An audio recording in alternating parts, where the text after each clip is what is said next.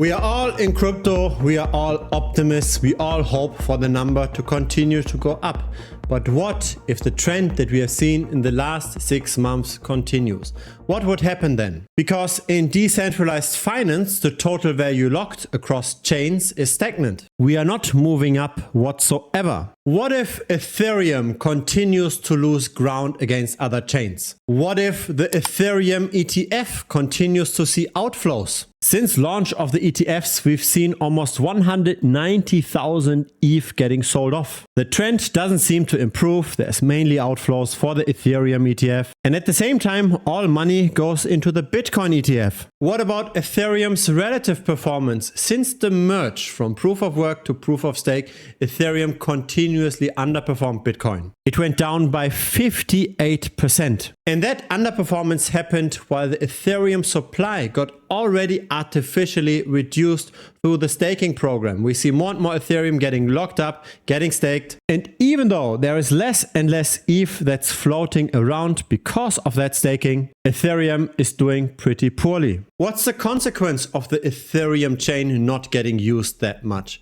We now see that the supply is increasing again as well. So the staking rewards now outpace the burning. The Ethereum supply continues to expand since April of this year. With the move to proof of stake, Ethereum tried to brand itself as ultrasound money, but it looks like that competition with Bitcoin is pretty much hopeless. So what's the consequence of all of those trends? I believe the consequences are pretty wide-ranging. Let's start off with Bitcoin. I believe it's likely that Bitcoin will continue to gain ground. The Bitcoin dominance is likely going to rise. Bitcoin will become a more and more part of crypto. And at the same time, the altcoins will have a hard time. What we see over here is the others dominance.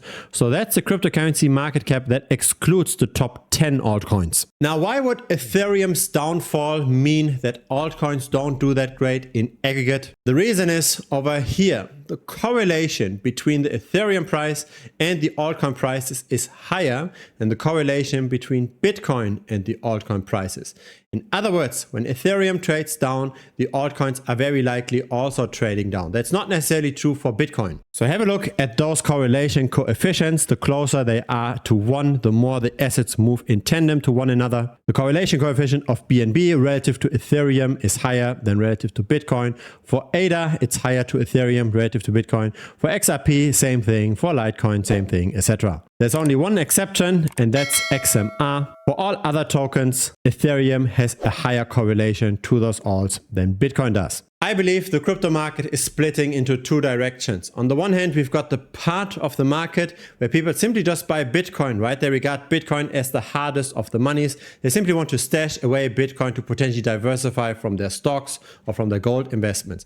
On the other hand, we've got all the degen gamblers that want to get 10x or 100x returns. The degen gambling is served with meme coins. The degen gambling is served with pump.fun.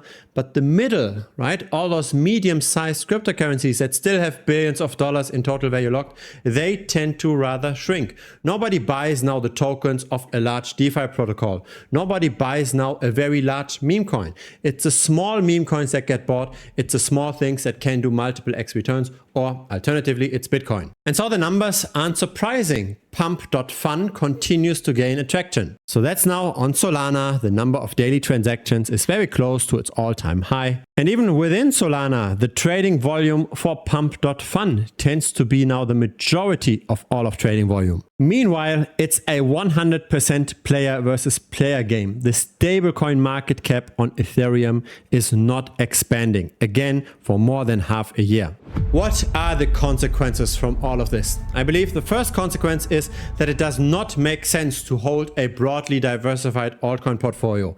If you now have an altcoin portfolio of like 30 different coins and they all have very high market caps, then I believe it's very likely you're going to underperform Bitcoin. What it also means is that if you want to make money with crypto, that outperforms Bitcoin, we have to be very active in our trading and we have to trade small altcoins. It's the fresh, newly launched small meme coins that get all of the attention, that make most of the returns. And so that's simply what I'm doing, right? I look at what are the altcoins with potential. And the way I find this out is I look at my influencer tracking. So for example, over here, we've seen that Kyle Chessy bought a lot of the GOAT token.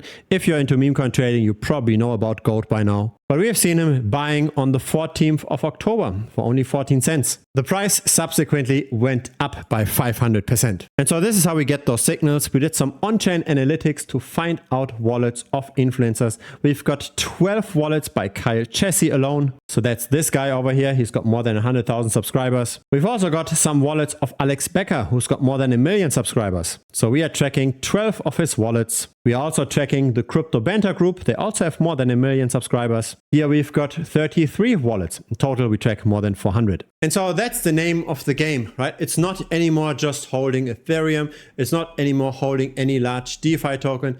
It's about identifying early what kind of small tokens, small meme coins might make the multiple X returns. And that's why I created also a dedicated course just on wallet tracking. So part of Premium is this wallet tracking course. We've got 8 videos, how to find influencer wallets, how to track them, and how to then subsequently interpret the signals that we get from the tracking. There's more than 100 videos in total, also on risk management, on-chain analytics, not just on wallet tracking. Feel free to check it out. Of course, this is not an easy game, so we also have dedicated chats on the individual altcoins where we discuss when to buy, when to sell, where we discuss the current on-chain analytics. And of course, I share my own trades as well. And you might have guessed it from this video, I am shorting Ethereum. I do believe that Ethereum is likely going to continue to underperform Bitcoin. The staking is slowing down. In other words, the supply doesn't get as quickly artificially depressed anymore. Imagine this turns around, then we see an absolute collapse of the Ethereum price. So yeah, feel free to check it out. It's $125 per month. There's also a 1-week money back guarantee. So in case you don't like what you see, just message me within the first week and I'll refund you 100%. If you got something out of this video, feel free to subscribe. I publish videos regularly. A like would be very much appreciated as well. Helps the channel grow. See you in the next video or see you on Premium. Cheers.